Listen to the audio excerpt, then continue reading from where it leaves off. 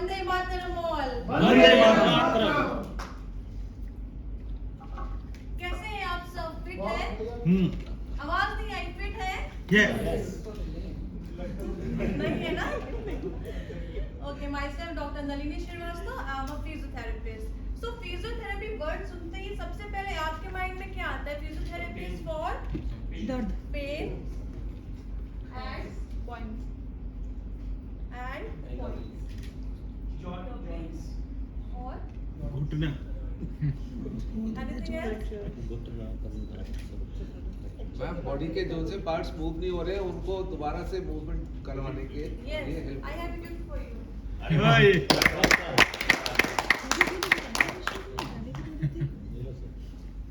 तालियां तो बजती रहनी चाहिए। आपका प्रेजेंस ऑफ माइंड चेक हो रहा है। Yes, फिजियोथेरेपी पेन रिलीफ के लिए होता है। इसके अलावा भी physiotherapy is a vast field. बहुत सारी हमारे जैसे न्यूरो हो गया, कार्डियो हो गया, पीडिया हो गया, जीरियाट्रिक हो गया, इन सब में फिजियोथेरेपी का बहुत बड़ा रोल है। आप ऑर्थोपेडिक फिजियोथेरेपिस्ट, तो उसी से रिलेटेड हम बात करने वाले हैं। तो ये जो पेन है ये हमें होता क्यों है? जो मोस्ट कॉमन कॉज है पेन का, जो डेली रूटीन में हम गलतियां करते हैं, that is because of bad posture. So यहाँ पे भी बहुत लोग बैड पोस्चर में बैठे हुए हैं। रीढ़ की हड्डी सीधी कीजिए भाई सबके सब। स्ट्रेट बैठ जाइए आप लोग। सर स्पॉन्डिलाइटिस का सबसे बड़ा कारण सो स्टैंडिंग पोजीशन के बारे में बात करते हैं। What should be our standing posture? आप देख सकते हैं दो पिक्चर्स हैं। First one is good posture and second is bad posture. जो गुड पोस्चर है उसमें आप देख सकते हैं spine will be straight and हमारा जो चिन है वो टक्ड होना चाहिए, टक्ड इन, एंड हमारे जो कोर है, हमारी पेल्विस है, that should be neutral position, and हमारे जो फीट है उसमें इवनली डिस्ट्रीब्यूटेड वेट होना चाहिए। ऐसा नहीं कि एक पैर में वेट ज्यादा हो गया दूसरे में कम है।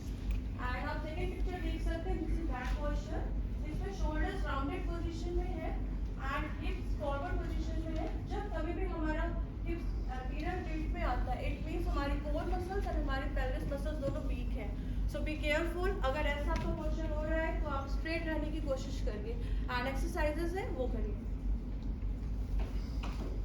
फर्स्ट पिक्चर आप देख सकते हैं हेल्दी पोस्चर है। अगर हम कंटिन्यूअस बैड पोस्चर में रहते हैं तो ये स्पाइनल डिफॉर्मिटीज आगे चल के हमें फेस करनी पड़ सकती है। First one is lordosis. इसमें हमारा टिल्ट आप देख सकते हैं अंदर की तरफ हो गया, सो हमारे स्पाइन का कर्वेचर है वो इनवर्ड है। And second one is kyphosis, उसमें आउटवर्ड कर्वेचर हो गया स्पाइन का। And third one is scoliosis, it means there is lateral curvature of the spine. Okay, तो किस किस को लगता है कि हमारी नेक बिल्कुल ठीक है, कोई मसल्स में स्टिफनेस नहीं है, रिलैक्स है? किस किस को लगता है नेक में कोई प्रॉब्लम नहीं है? ठीक है, एक छोटा सा टेस्ट करें क्या? हाँ जी। Okay, so what to do, दोनों हाथ को आपको पास लाना है, एल्बोज को ज्वाइन करना है and take it up till your forehead without opening your elbows. किसका पोस्टर ठीक है? किसने ठीक करा? किसी का गया क्या? नेक स्ट्रेट होनी चाहिए। दोबारा से बता दीजिए। आपने अपने हाथ दोनों हाथ क्लोज करने हैं, एल्बोज भी क्लोज करनी है and take it up till your forehead without opening your elbows. Neck should be straight. गया किसी का?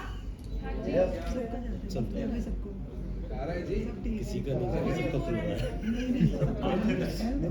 चला गया। और ऊपर और आपकी नेक सीधी नहीं है। ऑटोमेटिकली सर आपकी नेक सीधी नहीं है। ऊपर खड़ा होगा। यहाँ से लेके यहाँ तक तो जा रहा है, ज़्यादा तो फिर यहाँ से जाते ही खुल जाता है। अरे वाह। यहाँ तक तो सबका जा रहा है। आजकल बहुत कॉमन हो रहा है, जो मोबाइल फोन यूज करते हैं उसकी वजह से text neck syndrome. Text neck syndrome is how much extra pressure we are putting on our spine.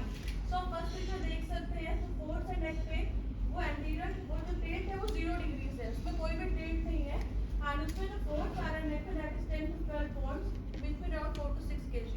Means अगर हम न्यूट्रल पोजीशन पे भी रहते हैं तो 4 to 6 kg का वेट हमारे स्पाइन पे जाता है। एंड लास्ट पिक्चर देख सकते हैं, जैसे जैसे आप वेट बढ़ाते जाएंगे जाएंगे वैसे वैसे फोर्स बढ़ता जाएगा।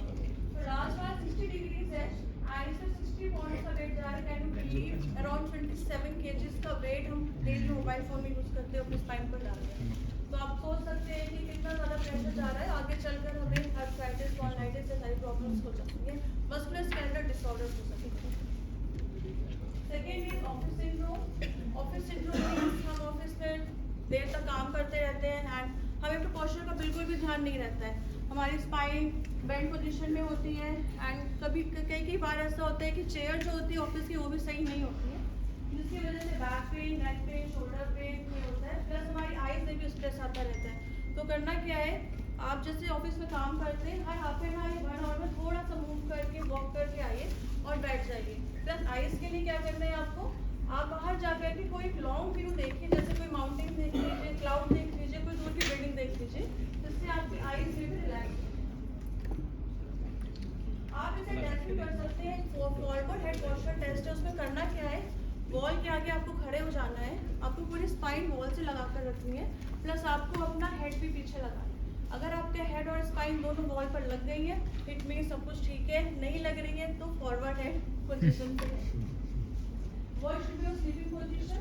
Sleeping position जब भी हम साइड लाइन में लेटते हैं तो हमेशा क्या करते हैं कि शोल्डर नीचे आता है, नेक बाद में आती है, तो रात भर हमारा नेक इस पोजीशन में रहता है।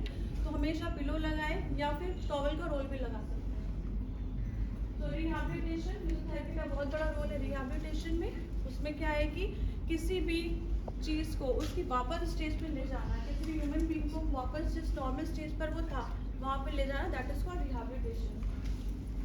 एंड एक वीडियो है, दैट इज फीडबैक वीडियो।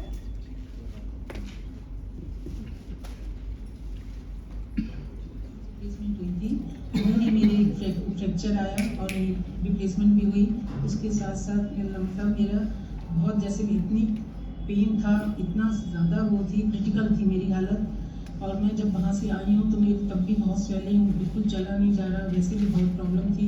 तो मुझे डॉक्टर नलिनी मिली, उन्होंने उनसे मेरी बात हुई तो वो आई और उन्होंने मेरा इतना क्रिटिकल जो केस था वो 2 महीने के अंदर अंदर सब बिल्कुल ठीक कर दिया।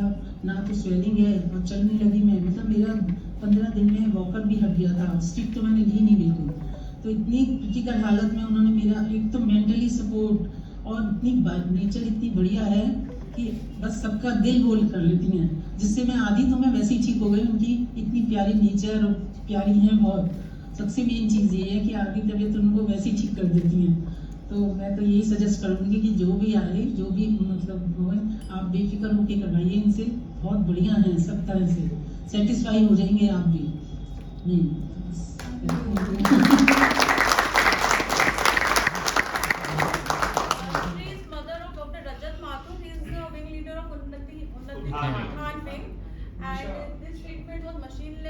इम्प्लांट डाला हुआ था, कोई मशीन अप्लाई नहीं कर सकते थे, टोटली रिहैबिलिटेशन पे डिपेंड था।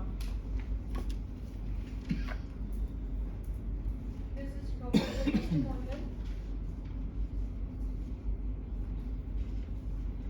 So we are upcoming with advanced techniques on my next presentation, that is cupping therapy, and this is my webinar. Any connection with like hospital, Kailash Hospital, Metro City, Apollo Hospital, and anybody can help to organize a camp in corporate societies and colleges. Thank you.